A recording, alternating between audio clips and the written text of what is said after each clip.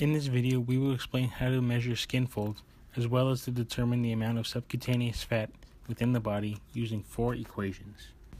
Before measuring the skin folds, make sure the calipers are placed in your right hand, and on your left hand, the thumb and index finger are used to pinch the skin fold on the body.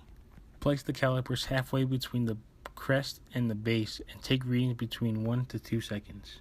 It is important to remember that all skin folds measurements are taken on the right side of the body, and for this example, we will take 7 measurements. Each skin fold site will be measured twice, and when measuring for the second time, make sure to retest the sites the same way you measured the first time.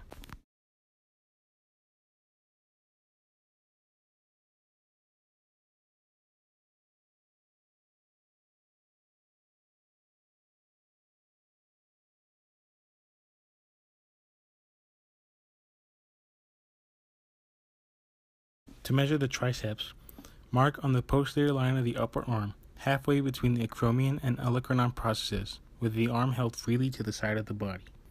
The subscapular site is a diagonal fold, a 45-degree angle, 1 to 2 centimeters below the inferior angle of the scapula.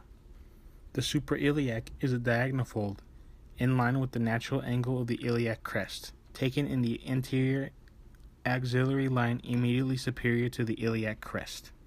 The chest or pectoral site is a diagonal fold, 1/2 the distance between the anterior axillary line and the nipple for men, or 1/3 of the distance between the anterior axillary line and the nipple for women. The abdominal site is a vertical fold, 2 centimeters to the right of the umbilicus.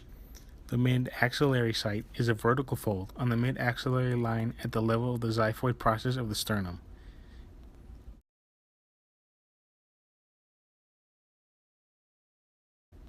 The thigh site is a vertical fold on the anterior midline of the thigh, midway between the proximal border of the patella and the hip.